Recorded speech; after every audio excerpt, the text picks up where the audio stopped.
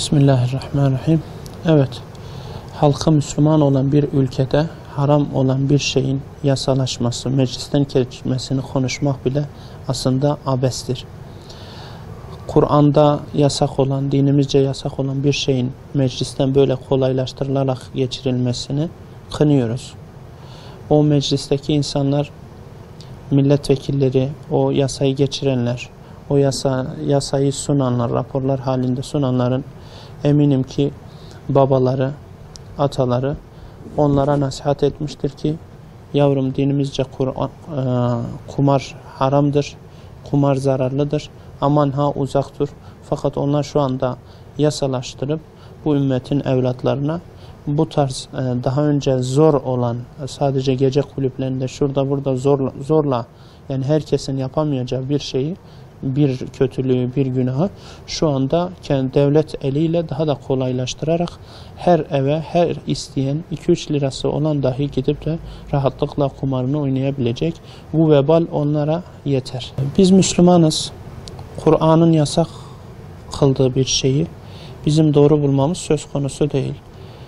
Onların da doğru bulmaması lazım. Eğer Müslümanım diyorlarsa ki namaz kılıyorlar, Kur'an okuyorlar.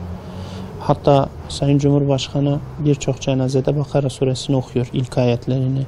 O kitap ki muttakiler için inmiştir. Yani muttakiler sakınandır.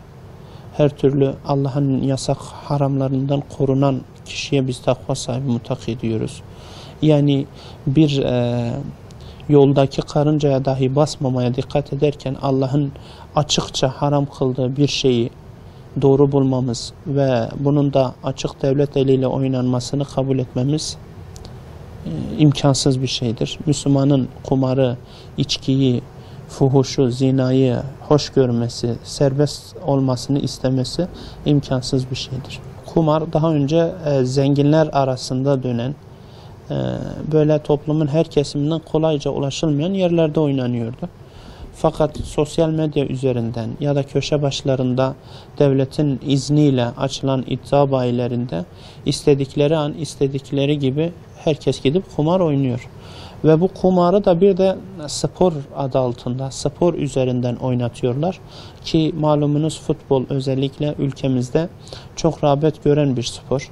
İnsanlar futbolu takip ederken bir de para kazanayım hırsıyla çok basitçe hani daha kolay bu yola tenezzül edebiliyorlar.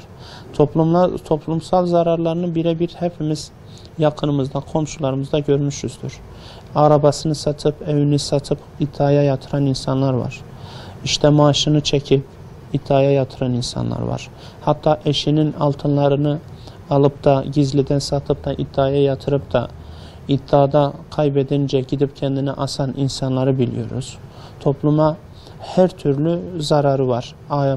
Aile facialarına yani boşanmalara neden olan bir şey. Özellikle son dönemde kumar ve iddia dediğimiz şey topluma hiçbir şekilde katkısı yok, tam tersi zararı var. Belki birilerinin kasalarına maddi olarak bir katkısı olabilir ama Allah için kendi kasalarına girecek 3-5 kuruş yüzünden şu fakir, şu ümmetin çocuklarının, ailelerinin, yuvalarının dağılmasına göz yummasınlar. Bu yasayı bir an önce geri çeksinler. Yani devletin himayesinde olan bir kurum, Milli Piyango. Yani bir de başına milli diyorlar. Milli derken aslında bu topraklara ait demek. Fakat bu topraklara aslında İslam dışı hiçbir şey ait değil. Bu toprakları toprak yapan üzerindeki kandır.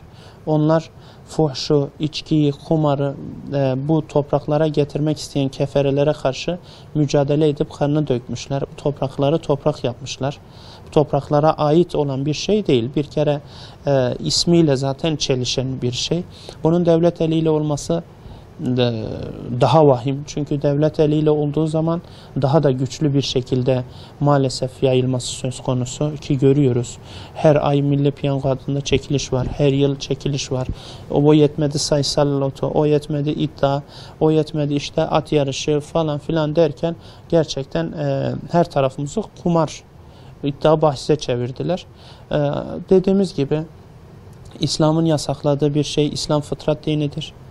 İslam'ın yasakladığı bir şeyin bize hayır getirmesi, velev ki trilyonlar getirsin devletin kazasına, ki hayır getirmesi umulmamalı, getirmeyecektir de topluma da zararları devam edecektir. Çocuk kalkar babasına bakar. Babası eğer kumar oynuyorsa, iddia oynuyorsa çocuk da oynayacaktır. Ya da çocuk yolda yürüdüğü yerde kumar köşe başlarında rahatça oynanıyorsa ve cazibesi varsa ve çok cüzi paralar ile oynanabiliyorsa bu çocukta bir iştah meydana getirir. Çocuk için kolay bir şeydir gidip oynaması. Hakikaten biz şu anda geleceğimizi, neslimizi ifsad ediyoruz.